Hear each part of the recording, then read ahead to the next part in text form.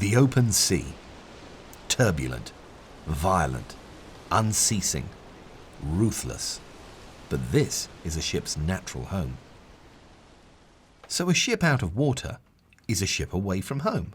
All ships need docking at some time in their careers. But any ship, and especially a wooden ship, finds her true place in her true environment, the sea, fully supported in the medium for which every plank and spar, bolt and brace of her was designed. So what happens when you must keep Britain's most famous warship docked to shore, century after century? Well, one of the things we've been doing over the past 40 years is measuring the way in which the ship moves, and we've now got very compelling data that she's slowly falling in on herself at the rate of about half a centimetre a year. So as the top decks get closer to the keel, the ship's bulging, and that's causing the structure to become a little unstable. Clearly we can't go on doing that forever, and the other big problem is that it opens up the ship's sides and decks and allows water in. Rainwater causes rot, so she's becoming unstable through this process. All that meant the need was clear and urgent. What wasn't immediately clear was what should replace the giant cradles that have held Victory in position since the 1920s. And before even deciding that, where they should go and how they should relieve the stresses that have built up on the great ship's hull over the last century. The first stage was to undertake some computer modelling of the ship, and for that we needed to undertake laser scanning to give us an accurate model. We actually took 89.25 billion measurements to give us that model. That was then passed over to the structural engineers, who have pulled it apart and played with it and looked at the loadings on the ship and the way that she's supported, and have been able to apply the various loads that you have on the ship, people going round, the dead weight of the hull, the wind, rainwater falling onto her. All those loadings have been applied to the model to give us the answer of why is she moving. And then, if you know why she's moving, you can begin to look at mitigating that movement. And that's how we arrived at 2 lines of props on each side of the keel, and a total of about 136 props, giving us the support we need for long-term care of the ship. Enter consulting structural engineers Fenton Holloway. They specialise in analysing unusual structures like Victory. We looked at the way that the internal ship structure was made. Within the hull there are some very large timbers called riders, and they're enormously stiff. They carry a lot of the ship load. So it became apparent that our placing props directly under those riders would be picking up a lot of the load. And we found that by propping those particular points and then producing an even distribution of supports between those points gave us the optimum support condition. So the solution that we've come up with allows for us to support the ship with 136 props in 2 lines and 4 transom props at the stern.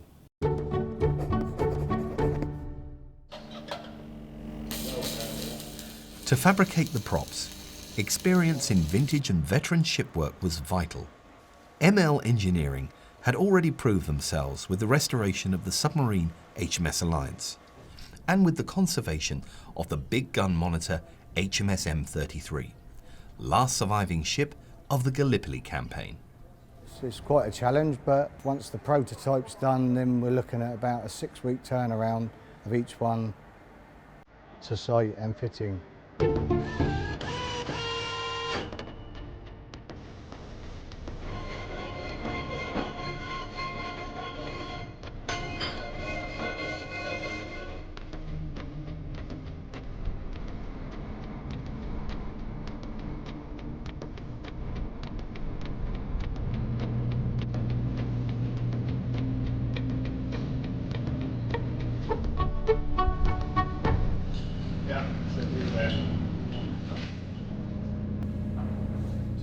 Each prop is designed to take about 15 tonnes each, and it will vary throughout the length of the ship.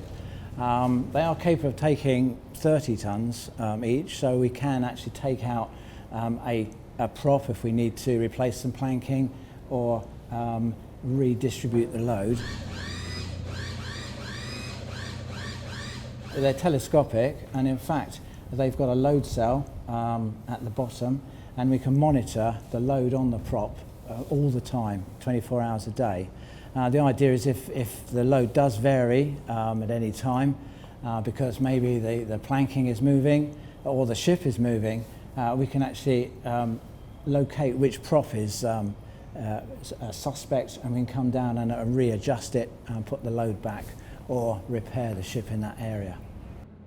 The BAE and ML team had to have a care not only for Victory, but also for the dock in which she is berthed. This too is of great historic and heritage importance as the oldest dry dock in the world.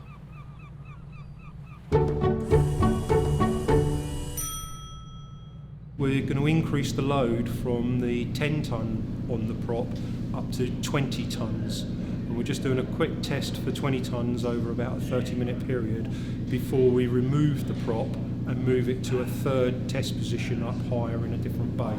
We're hoping to see that there's no movement, or not a great deal of movement, in the ship's hull, so we're not damaging the timbers of the actual hull of the Victory, and we're not damaging any of the dock blocks down below if we can go up to 20 tonnes.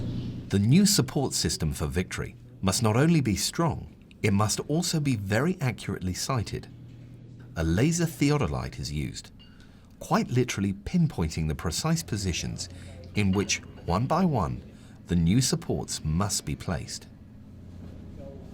Each one can be individually adjusted once installed, and each one has a load cell monitoring the pressure on the hull, continuously feeding information to the National Museum. Loadings will be closely monitored to keep just the right pressure on Victory's hull at all times. Fundamentally, we have an awful lot of work to undertake. With about 30 million pounds worth of conservation work that is required by the ship's hull.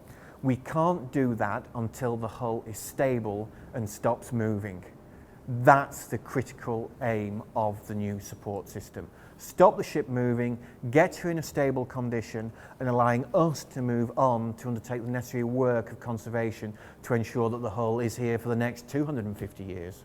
So, another victory for HMS Victory, and as England would only expect, a safer berth for the Navy's greatest warship.